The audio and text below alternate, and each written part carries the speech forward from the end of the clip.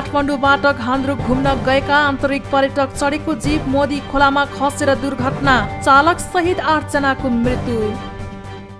पोखराबाट पर्यटकीय गाउँ घान्द्रुक हिँडेको जीप घान्द्रुकको काला भिरमा दुर्घटना हुँदा चालक सहित 8 जनाको मृत्यु भएको छ। 1 जना घाइते भएका छन्। काठमाडौँबाट घान्द्रुक घुम्न आएका 6 पुरुष 1 महिला र अन्नपूर्ण 5 नयाँ पुल बस्ने 42 वर्षीय खुसीमान छेत्री दुर्घटनामा मृत्यु भएको हो। मृत्यु हुनेमा काठमाडौँ महानगर 3 गंगबुका 18 वर्षीय जिनलभ घिसिङ, सोही स्थानकी वर्ष 24 की सुजा चौधरी, वर्ष 20 की लिजा चौधरी, वर्ष 20 का सुमन चौधरी, वर्ष 22 को अछुतम काफ्ले, वर्ष 18 को आशिष आले र गोरखा घर भई हाल काठमाडौँ 3 गंगबु बस्ने वर्ष 27 को विनय छेत्री रहेका छन्। दुर्घटनामा गंगबुकै वर्ष 20 की देविका घिसिङ घाइते भएकी छिन्। भिरमा अड्किएकी उनको बायाँ हात र नाकमा चोट लागेको छ। अन्नपूर्ण गाउँपालिका 10 को काला भिरमा जीव दुर्घटना परेको हो। पोखराको हरिचोकबाट घान्द्रुकको लागि प्रस्थान गरेको G16900 नम्बरको जीव दिउँसो करिब 2:30 बजे दुर्घटनामा परेको हो। घान्द्रुक नजिकैको भिरबाट जीप तल खसेर दुर्घटना भएको हो। जीप करिब 100 मिटर तल खसेको हो। दुर्घटना स्थलबाट घान्द्रुक गाउँमा करिब 20 मिनेटमा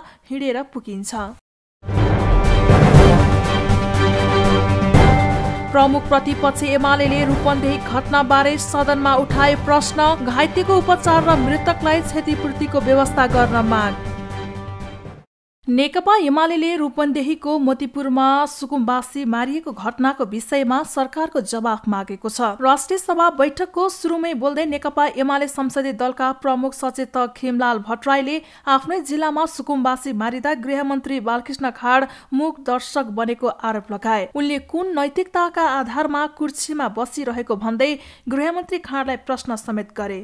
मोतीपुर कोरिडोरमा मोतीपुर नयाँ औद्योगिक क्षेत्र जुन चाहिँ अघिल्लो सरकारले स्थापना गर्ने भनेर योजना बनाएको थियो, त्यो ठाउँमा केही सुकुम्बासीहरू हुनुहुन्थ्यो, केही भूमिहीनहरू सुकुम्बासीहरू नभएको होइन, उहाँहरूको व्यवस्थापन गर्नु पर्थ्यो। तर हिजो अचानक दसैँ आएको बेलामा चाहिँ त्यहाँ गोली प्रहार भयो। 4 जना निहत नागरिकको सुकुम्बासीको हत्या गर्ने काम भयो। आज दसैँ आछ अरूका लागि, तर सुकुम्बासीका लागि दशा आयो। त्यस्तो एउटा दशा निम्त्याउने काम यो सरकारले गर्यो। म दुःख व्यक्त गर्न चाहन्छु। त्यही जिल्लाको गृहमन्त्री हुनुहुन्छ, उहाँ के भन्नुहुन्छ, उहाँले के सोचिराख्नु भएको छ? आज चाहिँ रूपन्देहीमा 4 जना मान्छेको यो बेलामा हत्या हुने कुरा यो सामान्य कुरा होइन। उनले मोतीपुर घटनाको निष्पक्ष छानबिन गर्न, घाइतेको उपचारका प्रबन्ध गर्न, मृतकका परिवारलाई क्षतिपूर्तिको प्रबन्ध गर्न पनि माग गरे। सुकुम्बासी मारिँदा पनि सरकारले केही प्रतिक्रिया नदिएको भन्दै सांसद भट्टराईले सरकार आँखा कान र मुख नभएको जस्तो देखिएको बताए। अहिलेको सरकारका कारण लोकतन्त्र र गणतन्त्र कमजोर भएको पनि उनले बताए। म चाहिँ त्यो घटनाको अहिलेसम्म पनि छानबिनका लागि कुनै प्रयास भएको हामी देख्दैनौँ। त्यसको निष्पक्ष छानबिन होस्। घाइते हुनुहुन्छ, हस्पिटलमा 18 जना भन्दा बढी मानिसहरू अहिले चाहिँ घाइते अवस्थामा हुनुहुन्छ, उहाँहरूको उपचारको प्रबन्ध हुनु पर्यो।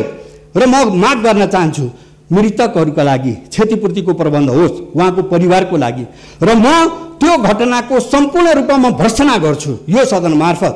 र अर्को कुरा, गृहमन्त्रीज्यू कुन नैतिकताको आधारमा आज चाहिँ उहाँ कुर्सीमा बसिरहनु भएको छ, मलाई उदेक लाग्छ। म अरू थप के भनौँ, त्यही आफ्नै जिल्लामा जब शान्ति सुरक्षाको यो अवस्था छ, दिन दहाडै मान्छेहरू मारिएको छ भने मान्छे पनि त्यो आधारभूत वर्गको मान्छे जो सुकुम्बासी छ, सुकुम्बासी हुने रहर कसैलाई लाग्छ यो 21औं शताब्दीमा? म भूमिहीन हुँ, म सुकुम्बासी हुँ, घरबार विहीन हुँ भन्ने कसैलाई रहर लाग्छ? एउटा बाध्यताले मान्छे चाहिँ सुकुम्बासी बनिराखेको हुन्छ। तर आज जुन हिसाबले घटना घटाइयो त्यसप्रति गृहमन्त्रीज्यू के भन्नुहुन्छ? सांसद भट्टराईले सत्ता पक्षका सांसदहरूलाई संसद बाहिर लोगो लगाएर हिँड्न सक्ने अवस्था नरहेको दावी गरे। सरकारले गरेका कामका कारण सत्ता पक्षका सांसदहरूको शिर निहुरिएको उनको तर्क थियो। यसअघि एमालेलाई कमजोर बनाउने उद्देश्यले काम भए पनि अहिले परमादेशबाट एमाले नेतृत्वको सरकार हटाउन सफल हुनुको रहस्य बाहिर आउन थालेको उनको भनाइ थियो। राष्ट्रिय सभाको सोमबारको बैठकले प्रतिनिधि सभाबाट रेलवे विधेयक 2076 फिर्ता लिने सम्बन्धमा प्राप्त सिफारिसलाई बहुमतले स्वीकृत गरेको छ। बैठकमा भौतिक पूर्वाधार तथा यातायात मन्त्री रेणु कुमारी यादवका तर्फबाट कानून न्याय तथा संसदीय मामिला मन्त्री दिलेन्द्र प्रसाद बडुले राष्ट्रिय सभामा उत्पत्ति भई प्रतिनिधि सभामा विचाराधीन रहेको सो विधेयक फिर्ता गर्न सभाको सहमतिका लागि प्रस्ताव प्रस्तुत गरेका थिए। सम्माननीय अध्यक्ष महोदयको अनुमतिले राष्ट्रिय सभामा उत्पत्ति भई प्रति सभामा विचाराधीन रहेको रेलवे विधेयक 2076 लाई फिर्ता गर्ने सम्बन्धमा राष्ट्रिय सभाको सहमतिको लागि प्रति सभाबाट प्राप्त भएको सिफारिस अनुसार सभाबाट सहमति दिइयोस् भन्ने प्रस्ताव सभा समक्ष पेश गर्दछु। धन्यवाद। प्रतिनिधि सभाको अघिल्लो बैठकले उक्त सहमतिको सिफारिसका लागि राष्ट्रिय सभामा पठाएको थियो। यस अघिको बैठकमा राष्ट्रिय सभाका अध्यक्ष गणेश प्रसाद तिमिल सिन्हाले मन्त्री परिषद गठबन्धन सम्बन्धी राष्ट्रपति कार्यालयबाट प्राप्त पत्रको बेहोरा पढेर सुनाएका थिए। राष्ट्रिय सभाको बैठक अर्को सूचना नभएसम्मका लागि स्थगित भएको छ। मोतीपुर क्षेत्रमा देखिएको सुकुम्बासी समस्या वार्ताबाट समाधान गर्ने गृहमन्त्री खाँडको भनाई। भूमिहीनलाई वैकल्पिक व्यवस्था गरिने। गृहमन्त्री बालकृष्ण खाँडले बुटोलको मोतीपुर औद्योगिक क्षेत्रमा देखिएको समस्या वार्ताबाट समाधान गरिने बताएका छन्। सोमबार संसदबाट बाहिरिने क्रममा पत्रकारसँग कुरा गर्दै उनले सरकार वार्ताबाट निकास खोज्ने पक्षमा भएको बताएका हुन्। अन्य जिल्लाबाट आएर घर टहरा बनाएर बस्नेका कारण मोतीपुरमा समस्या भएको गृहमन्त्री खाँडको भनाइ छ। यसलाई शान्तिपूर्ण रूपमा संवादको माध्यमबाटै समाधान निकाल्ने हो र विगतदेखि नै त्यहाँ चाहिँ नि औद्योगिक क्षेत्र बनाउने सरकारको पूर्व घोषित चाहिँ निर्णय अनुसार नै त्यो कार्यक्रम चाहिँ नि सरकारले राखेको छ र पूर्ववर्ती सरकारका मन्त्रीहरूले गएर त्यसको शिलान्यास पनि गरिसक्नु भएको छ। खास गरेर त्यो औद्योगिक क्षेत्रको क्षेत्रफल निर्णय गर्ने क्रममा केही जनताका स्थायी लालपूर्जा भएका घर जग्गाहरू पनि परेका छन्। केही चाहिँ नि बसोबास गरेको भोग चलन गरिरहेको तर लालपूर्जा प्राप्त नभएका नागरिकहरू जो बसोबास उनको जग्गा पनि परेको छ। त्यसको व्यवस्थापन कसरी गर्ने, त्यसको लागि औद्योगिक क्षेत्रको क्षेत्रफल चाहिँ नि केही घटाउने हो या त्यहाँ बसेका चाहिँ नि नागरिकहरूको बसोबासको उचित वैकल्पिक व्यवस्था गर्ने हो, त्यसमा चाहिँ नि सरसल्लाह र समझदारीबाटै हुन्छ। यसै बिचमा विभिन्न अन्य जिल्लाबाट आएर त्यहाँ चाहिँ ठुलो सङ्ख्यामा त्यो औद्योगिक क्षेत्रको भूभागमा चाहिँ नि उहाँहरूले अब घरटारा बनाएर चाहिँ बस्न थाल्नुभयो र स्थानीय प्रशासनले उहाँहरूलाई अनुरोध गर्यो। त्यस्तै गृहमन्त्री खाँडले मोतीपुरमा औद्योगिक क्षेत्र स्थापना गर्नेमा सरकार प्रतिबद्ध रहेको समेत बताए। मोतीपुरमा रहेको जग्गा सरकारी स्वामित्वको भएको उल्लेख गर्दै मन्त्री खाँडले भूमिहीनहरूका समस्या भूमि आयोगले समाधान गर्ने भन्दै शान्ति कायम गर्न वार्ता मार्फत निकास खोज्न पनि आग्रह गरेका छन्। सुरक्षा निकाय त्यहाँ पुग्दाखेरि त्यहाँ चाहिँ नि सुरक्षा निकाय माथि नै आक्रमण हुँदाखेरि अब सशस्त्र प्रहरीका चाहिँ नि 19 जना प्रहरी अधिकृत जवानहरू घाइते भए। त्यस्तै जनपदका चाहिँ नि 24 जना भन्दा बढी घाइते भए। अब 4 जना घाइतेलाई प्रहरीका 4 जना घाइतेलाई त काठमाडौँमा उपचारलाई ल्याउनु परेको छ र प्रहरीले आफ्नो चाहिँ नि जीवन रक्षाको लागि अब फायर खोल्दाखेरि अब केही मान्छेलाई चाहिँ गोली लागेर घाइते हुनुभयो र 4 जना दिवंगत हुनुभयो। अब त्यसमा चाहिँ नि हामी दुखी नै छौँ। अब त्यसलाई चाहिँ नि हामीले व्यवस्थापन गरेर संवाद गरेर छलफल गरेर अगाडि बढ्ने हो र आज त्यहाँको स्थानीय सिडिओले पनि अब सबै राजनीतिक दलहरूको मिटिङ राख्नु भएको थियो हिजो पनि र सबै राजनीतिक दलको सहमति के भएको छ भन्दाखेरि अब त्यहाँ चाहिँ नि त्यो औद्योगिक क्षेत्रलाई अब त्यो जग्गामा चाहिँ नि सरकारले सुरक्षा गर्नुपर्दछ भन्ने नै निष्कर्ष निकालेको छ। सुरक्षा निकायमाथि संगठित रूपमा आक्रमण भएपछि प्रहरी आइतबार बल प्रयोग गर्न बाध्य भएको गृहमन्त्रीको भनाइ छ। घटनामा 19 सशस्त्र प्रहरी र 24 जनपथ प्रहरी घाइते भएको जानकारी समेत गृह मन्त्रालयले दिएको छ। एमाले प्रतिनिधि सभामा नयाँ नारा लगाएको छ। सभामुखले पक्षपात गरेको र माधव नेपालहरूको संसदमा उपस्थितिलाई एमाले गैर सांसदको प्रवेश भन्दै आएको एमाले सोमबारको बैठकमा कालो धन हामीलाई चाहिँदैन, देश लुट्न पाइँदैन भन्ने नारासँगै गोली हान्न पाइँदैन, जनता मार्न पाइँदैन भन्दै नारा लगाएको हो।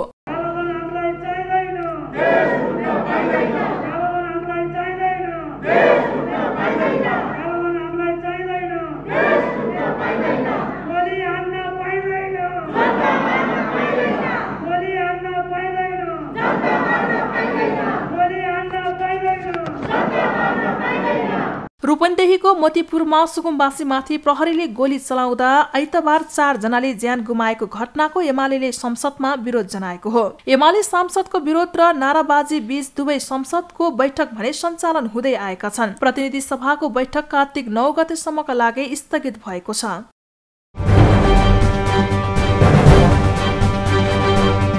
राज संस्थालाई पाखा लगाएपछि देश अभिभावकविहीन बनेको राप्रपा अध्यक्ष कमल थापाको भनाई। महत्त्वपूर्ण निर्णयमा बाहिरी शक्ति हावी भएको जिकिर। राष्ट्रिय प्रजातन्त्र पार्टी नेपालका अध्यक्ष कमल थापाले राज संस्थालाई पाखा लगाएपछि देश अभिभावकविहीन भएको बताएका छन्। सोमबार काठमाडौँमा आयोजित तत्कालीन राप्रपाका नेता स्वर्गीय चन्द्रबहादुर गुरुङको स्मृतिमा आयोजित स्मृति सभा तथा प्रतिष्ठानको स्थापना दिवसको उपलक्ष्यमा अध्यक्ष थापाले संविधान सभाको पहिलो बैठक भएको करिब 13 वर्ष पुग्दा देशले भने जस्तो कोल्टो फेर्न नसकेको बताएका हुन्। उनले नेपालमा अहिले बाह्य शक्तिको तीव्र प्रभाव बढेको भन्दै नेपाल बाहिरी शक्तिहरूको रणनैतिक थलो बनेको बताए। नेपालमा हरेक महत्त्वपूर्ण निर्णयहरूमा बाह्य शक्ति हावी भइरहेको थापाको भनाइ छ। अहिलेको प्रजातन्त्रमा केही सीमित दलका सीमित नेताहरूको समूहले सम्पूर्ण राज्य शक्तिमाथि कब्जा जमाएर सर्वसत्तावादी शैलीमा ब्रह्मलुट गरिरहेको दाबी समेत अध्यक्ष थापाले गरे। संविधान सभाको त्यो पहिलो बैठक पछि करिब 13 वर्षको अवधि बित्न थालिसक्यो। यो 13 वर्षको अवधिमा देश कहाँ जान भन्ने हिँडेको थियो र अहिले कहाँ आइपुगेको छ तपाई हामी सबैले देखेका छौं। राज संस्थालाई पाखा लगाएपछि देश अभिभावकविहीन भएको छ। बाह्य शक्तिको चलखेल र प्रभाव तीव्र रूपले बढेको छ र नेपाल बाह्य शक्तिहरूको रणनीतिक प्रतिस्पर्धा स्थलको रूपमा खडा हुने खतरा बढेर गएको छ। नेकपा एमालेका संसदीय दलका नेता सुभाष चन्द्र नेवाङले 5 दलको गठबन्धन भन्ने गरिए पनि छैटौं थपिएको प्रमाणित भएको बताए। प्रधान न्यायाधीश चोलेन्द्र शमशेर जवरातर्फ व्यङ्ग्य गर्दै 3 दिन मन्त्री भएको र राजीनामा दिएकोले गठबन्धन सरकारमा छैटौं दल समावेश भएको पुष्टि हुने तर्क गरे। उनले यो विषय जटिल भएको बताउँदै यसमा नागरिक समाज र राजनैतिक दलहरूले छलफल गर्नुपर्ने बताए। होइन, अहिले त 5 दलको गठबन्धन छ, फेरि को छैटौं पनि थपियो रे भन्ने चर्चा हल्ला छ। त्यो छैटौं पक्षको तर्फबाट मन्त्री पनि हुनुभएको थियो। 3 दिनमा उहाँले राजीनामा पनि गर्नुभयो भनेपछि त्यो कुरा त साँच्चै रहेछ। यस्ता इस्युजहरू उठेको सन्दर्भमा राजनीतिक दलहरूले नागरिक समाजले व्यापक छलफल गर्नुपर्छ, एउटा निष्कर्षमा पुग्नुपर्छ। सिङ्गो देश यो सन्दर्भमा छलफल गर्दै एक ठाउँमा पुग्ने एउटा प्रक्रिया, त्यो भनेकै प्रजातन्त्र लोकतन्त्रको एउटा सुन्दर पक्ष हो। त्यसैले म के आग्रह गर्छु त भन्दा आजकल धेरै प्रश्नहरू यस्ता उठिरहेका छन्।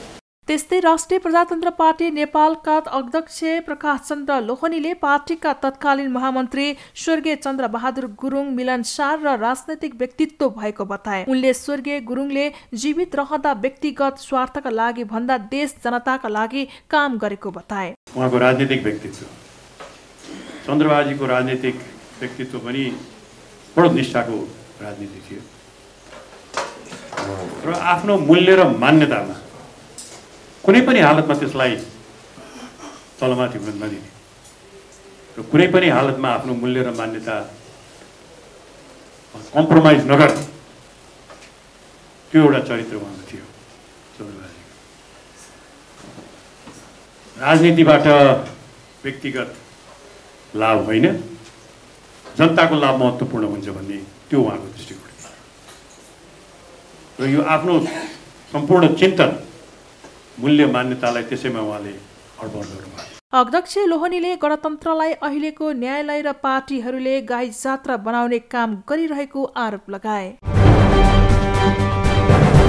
जनता समाजवादी पार्टी जसपा नेपालका संघीय परिषद अध्यक्ष एवं पूर्व प्रधानमन्त्री डाक्टर बाबुराम भट्टराईले सुकुम्बासी समस्या दिगो रूपमा समाधान गर्नुपर्ने बताएका छन्। पत्रकारसँग सोमबार चितवनमा कुरा गर्दै उनले वास्तविक सुकुम्बासीहरूको पहिचान गरी तिनीहरूको समस्या समाधानको लागि सरकारले काम गर्नुपर्ने बताएका हुन्। गोली चलाउने कुरा जनतामाथि, आन्दोलनकारी शक्तिहरूमाथि, आफ्ना माग उठाउनेहरूमाथि गोली चलाउनु लोकतन्त्रमा वर्जित कुरा हो, अशोभनीय कुरा हो, गलत कुरा हो। सुकुम्बासी समस्या समाधान गर्ने हाम्रो सरकारको पहिले पनि स्पष्ट नीति भएन। मैले अलिकति आफ्नो पालामा सुकुम्बासीहरूको पहिचान गर्ने, वास्तविक सुकुम्बासीको पहिचान गरेर उनीहरूको दिगो समाधान गर्ने कोसिस मैले काठमाडौँमा गरेको थिएँ। र त्यो छोटो अवधि भयो, मान्छेहरूले चाहिँ विरोध मात्रै गरे, कुरा गर्न सकिएन। फरक प्रसङ्गमा पूर्व प्रधानमन्त्री भट्टराईले विगतमा एक खाले प्रविधिले व्यवस्था पल्टाउँदै संघीय लोकतान्त्रिक गणतन्त्र नै उल्टाउने संविधान खतरामा पर्ने दिशातर्फ गएको भन्दै अहिलेको सरकारको गतिविधि त्यसभन्दा फरक हुनुपर्ने बताए। जनता समाजवादी पार्टी जसपा नेपालका कार्यकर्ताले अध्यक्ष उपेन्द्र यादवको पुतला जलाएका छन्। पार्टीले मन्त्रीमा सिफारिस गरेको सूचीप्रति असन्तुष्टि जनाउँदै उनीहरूले पार्टी कार्यालय घेराउ तथा तालाबन्दीसँगै अध्यक्ष यादवको पुतला जलाएका हुन्। जसपा अध्यक्षले यादवबाट मात्र लागू गरेको भन्दै त्यसबाट विरोध भएको हो। पर्सा जिल्ला युवा संघका अध्यक्ष कुन्दन पटेलको नेतृत्वमा दर्जनौं कार्यकर्ताहरूले बालकुमारीमा प्रदर्शन गरेका छन्। उनीहरूले पर्सा जिल्लाबाट मन्त्री नबनाएकोमा असन्तुष्टि व्यक्त गरेका हुन्।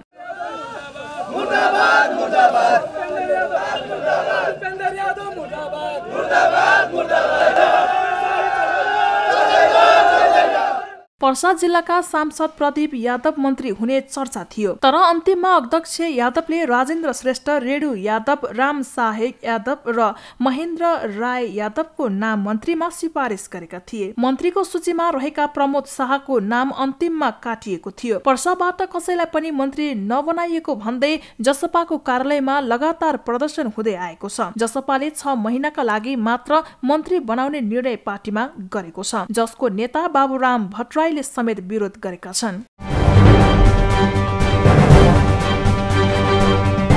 दशैं मनाउन घर फर्किने यात्रुको भिड बढ्दै 4 दिनको अवधिमा करिब 3 लाखले छाडे काठमाडौँ।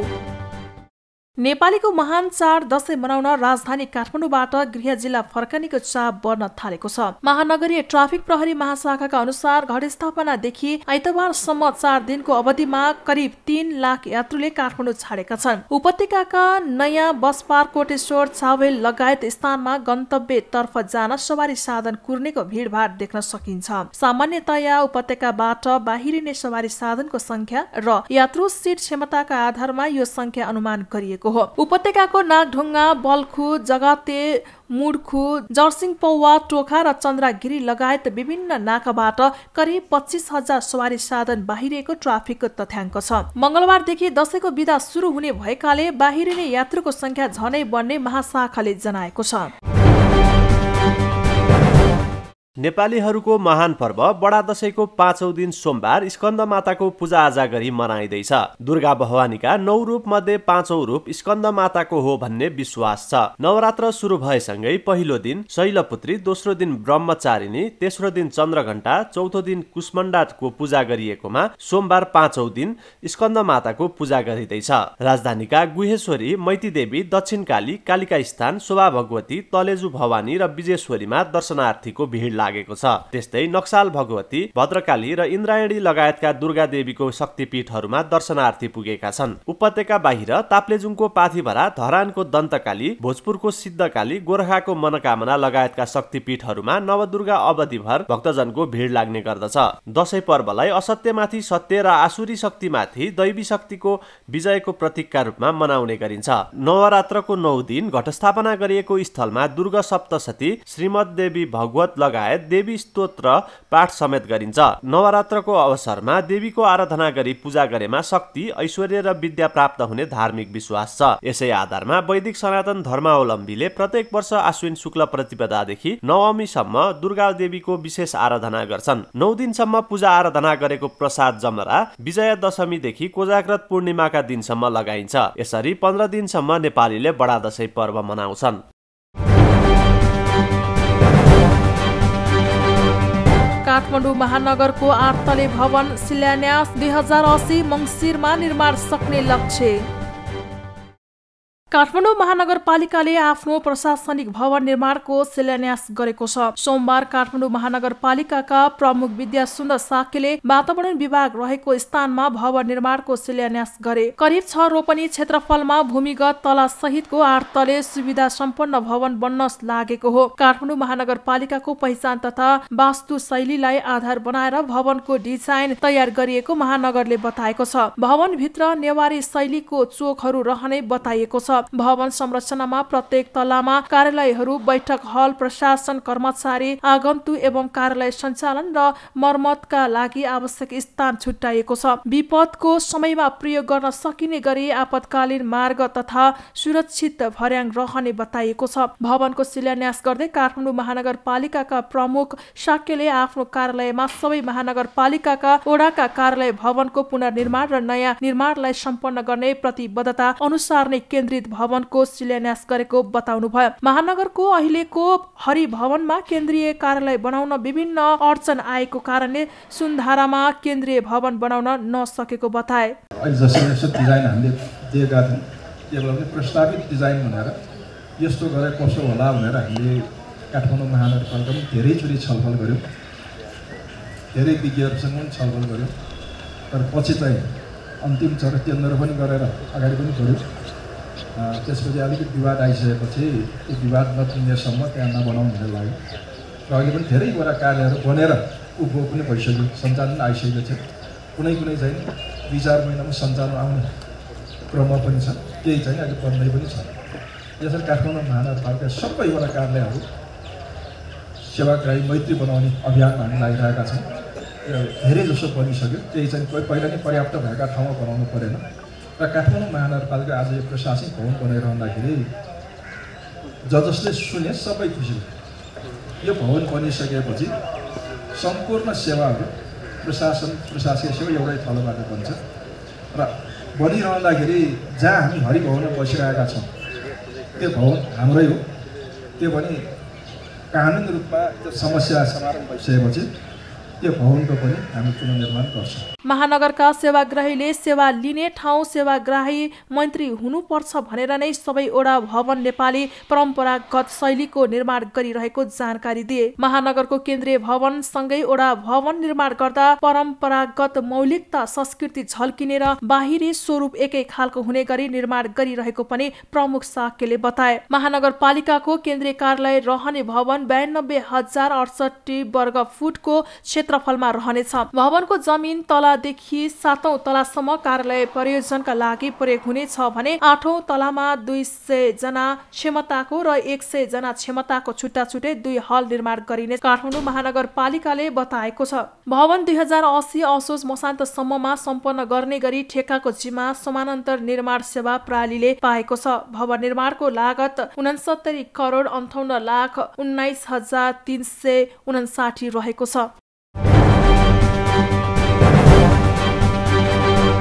र यो वर्षको अर्थशास्त्रतर्फको नोबेल पुरस्कार 3 अर्थशास्त्रीलाई आर्थिक नीति र अन्य घटना जोड्न प्राकृतिक प्रयोग आविष्कार गरेकोमा पुरस्कृत।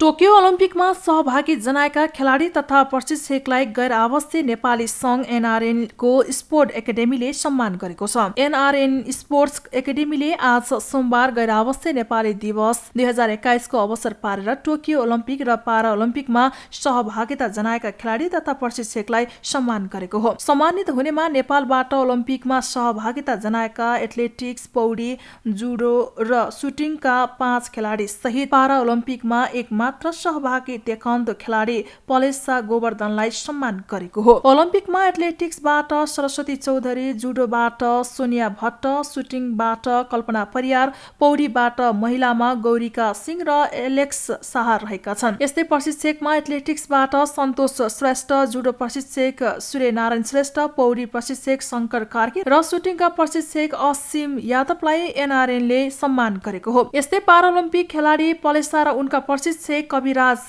नेगी लामा सम्मानित भएका हुन्। खेलाडी तथा प्रशिक्षकलाई एनआरएनका अध्यक्ष कुमार पन्त, पूर्व अध्यक्ष भवन भट्ट, एनआरएनले नेपाली संघका युवा संयोजक तथा खेलकुद प्रतिष्ठानका संयोजक हिमाल गुरुङ लगायतलाई सम्मान गरेको छ। कार्यक्रममा वरिष्ठ खेल पत्रकार श्याम चित्रकार र निरञ्जन राजवंशी लगायत विभिन्न खेलका खेलकर्मी तथा प्रशिक्षकहरू पनि सम्मानित भएका छन्। एनआरएन स्पोर्ट एकाडेमीले 9 राष्ट्रिय खेलकुदको तयारीलाई लक्षित गर्दै मार्शल आर्ट्स च्याम्पियनसिप आयोजना गर्ने पनि जनाएको छ।